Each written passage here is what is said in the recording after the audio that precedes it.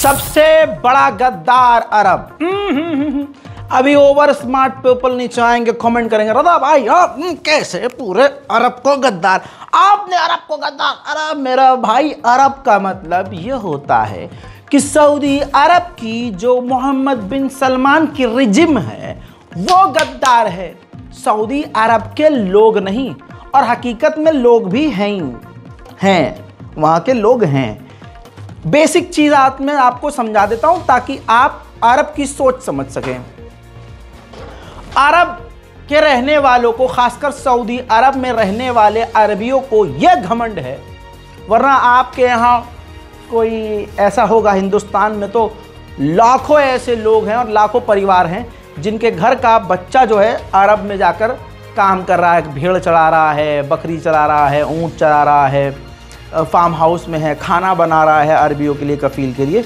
उनसे पूछ लीजिएगा कि अरब के लोगों को ये घमंड है कि हुजूर पाक सल्लल्लाहु अलैहि वसल्लम जो हैं हमारी धरती पर आए थे और हम मुसलमानों में से सबसे बेहतरीन मुसलमान हैं, हम अरब और नबी पाक अरब। ये एक पहला घमंड। दूसरा घमंड ये है कि हम तो गलत है ही नहीं, हो ही नहीं सकते। अल्लाह के सबसे करीबी जो हैं मुसलमान वो हम हैं, क्योंकि अल्लाह ने हमारी ही ज़बान में कुरान पाक उतारा। तवज्जो है? तकरीर वाली फीलिंग आ गई। सुनिए, तवज्जो होनी चाहिए लेकिन फिर भी आपकी। उसके बाद इनको ये घमंड है कि अल्लाह ने हमें खूब पैसा दिया है, नाम, इज्जत, शोहरत, अंधा पैसा, कुआं तेल के भाई ले भाई। आप इस चीज़ को समझ लीजिए, ये घमंड है उनके। और जिसके पास ये सब घमंड होता है वो फिर फैक्ट से किनारे हो जाता है। अब ऐसे में मोहम्मद बिन सलमान के हाथ में जो सरकार है, बादशाहत है, वो अपने मतलब एक बिगड़ी हुई औलाद की तरह वो सरकार चला रहा है, सबको पता है। अब समझ लीजिए, इसीलिए मैं अरब को गद्दार कहता हूँ। अगर आपकी आंखों के सामने ये सऊदी अरब की सरकार गद्दार नहीं नज़र आ रही तो फिर क्या ही, मतलब आप क्या ही देख रहे हैं, आंख नहीं बटन है। आप सोचिए, पिछले 20 दिन से मैं आपको हर एक दिन का गैप करके एक चीज़ बता रहा हूँ कि सऊदी अरब के जो चैनल्स हैं बिन सलमान के कहने पर इज़राइल की छवि को साफ करने में लगे हैं। तवज्जो यहाँ चाहूँगा आपकी कि एक तो सऊदी अरब फ़िलिस्तीनियों के लिए खड़ा नहीं हो रहा, दूसरी तरफ जो बोल रहे हैं उनके खिलाफ वो कार्रवाई कर रहा है। दूसरी यानी तीसरी तरफ, दो तो बता दी, तीसरी तरफ सऊदी अरब के चैनल को हुक्म दिया गया है कि इजरायली बड़े बड़े लीडरों, राष्ट्रपति, commander, ex chief military army, सबको अपने यानी पत्रकारों को भी अपने चैनल पर जगह दो और उनका इंटरव्यू करो ताकि इजराइल हमसे इंप्रेस हो सके। अल्लाह अकबर। ये तमाम फैक्ट हैं और ये सबूत के साथ हैं। जैसे आइए आज नई चीज़ दिखा रहा हूँ। ये एक अरब का एक बहुत बड़ा चैनल है, जी हाँ, इंटरनेशनल लेवल का चैनल है। नाम इसका है MBC, पता नहीं क्या मतलब है, माँ बहन सी, पता नहीं, जो भी है MBC।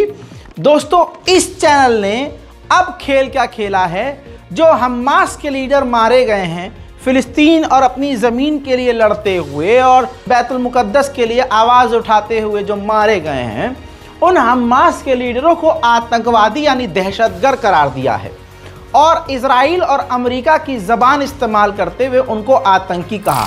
इतना ही नहीं, बाकायदा नाम के साथ, उनके वल्दियत के साथ, उनकी तस्वीरों के साथ उनको सऊदी अरब के चैनल ने आतंकवादी करार दिया है। अब दोस्तों, आप और हम तो कुछ कर नहीं सकते, लेकिन दूसरे अरब में रहने वाले जो जिंदा दिल अरब हैं भड़क गए।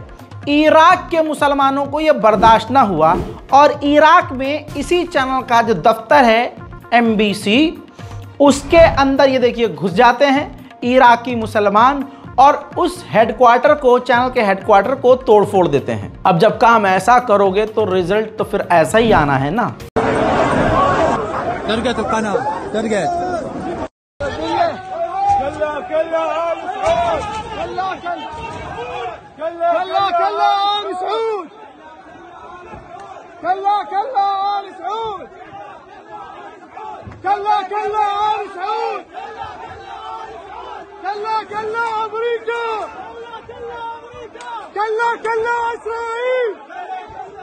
हजरात मोहतरम, ये अरब देश खाली फेमस होना चाहते हैं। अरब के जो ये राजा बादशाह सरकार जिनके हाथ में अपने आप को नंबर वन, वरना तो हमारा वाला भी ऐसी कोई बड़ी बात नहीं है। हमारा वाला भी अपने आप को विश्व गुरु कहता है।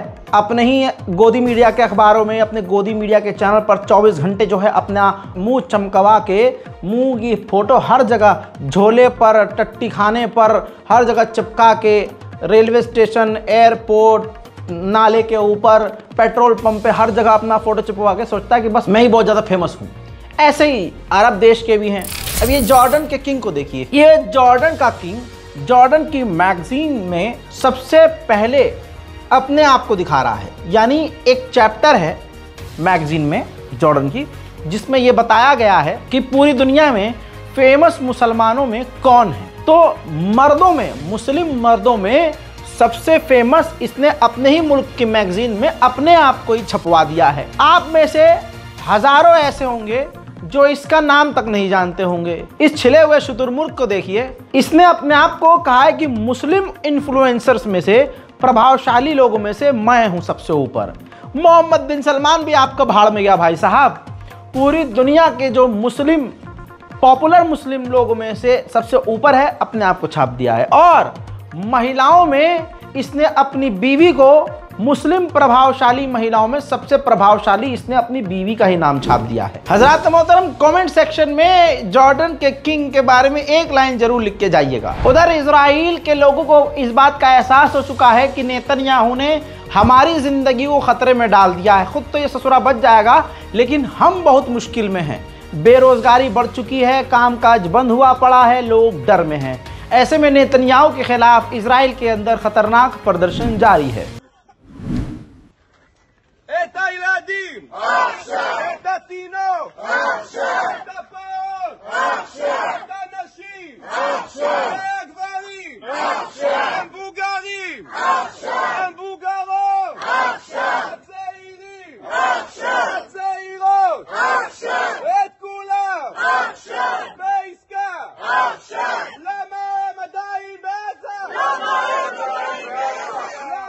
वहीं मेरे दोस्तों, आपको बताना चाहूंगा कि इजराइल के इन दो व्यक्तियों को देखिए। एक ये सफ़ेद अखरोट और बाजू में ये काला गुलाब जामुन जो है, ये दोनों पीस दिए गए हैं। गाजा के अंदर 2 इजरायली सैनिकों की मौत हो गई है। वहीं मेरे दोस्तों, अगली तस्वीर आप देखिए। जबलिया रेफ्यूजी कैंप गाजा के अंदर टैंक के जोर पर इजराइल ने लोगों से खाली करवाया है। इसी बीच सैकड़ों को गिरफ्तार भी किया है और पूरा इलाका टैंक के जोर पर खाली करवाया है।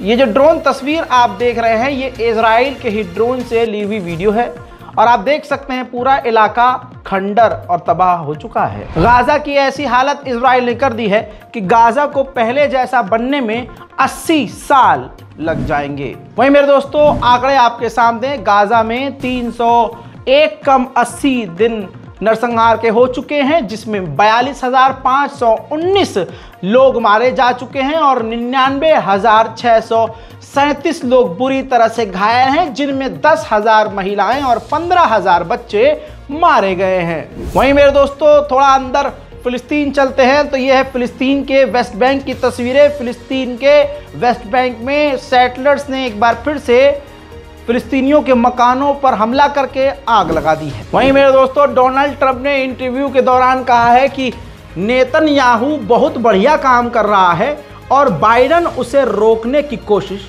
कर रहा है। मेरे दोस्तों, वहीं इस इजरायली सैनिक को आप देख सकते हैं, ये लेबनान के अंदर हिजबुल्लाह के हमले में मारे गए हैं। मेरे दोस्तों, इजराइल ने अब आधिकारिक तौर पर मान लिया है। लगाओ भाई, प्रूफ लगाओ। जनता प्रूफ मांगती है हमारी। ये देखिए, इजराइल के अखबार में ये छप गया है कि इजराइल की डिफेंस मिनिस्ट्री इस बात को मानती है कि हम ड्रोन तक को अपनी ताकत से नहीं रोक सकते। हमारे डिफेंस ड्रोन हमलों को भी रोकने में नाकामयाब है। लिहाजा जो हमारे डिफेंसिव हथियार हैं, डिफेंस सिस्टम है, उसको अपग्रेड करने के लिए तुरंत अपने देश में हथियार बनाने वाली कंपनियों से इजराइल ने मांग की है कि इसी वक्त हमारे डिफेंस सिस्टम को अपग्रेड कीजिए, मजबूत कीजिए। मेरे दोस्तों, रूस के विदेश मंत्री ने कहा है यूएन के चीफ से कि भाई साहब, आपके होते हुए यूएन की मिलिट्री पर, इंटरनेशनल मिलिट्री पर लेबनान में इजराइल हमले कर रहा है, आप उन्हें रुकवाइए। फिलहाल के इस अपडेट में इतना ही। इस रिपोर्ट को शेयर कीजिए। लौट रहा हूं बहुत जल्द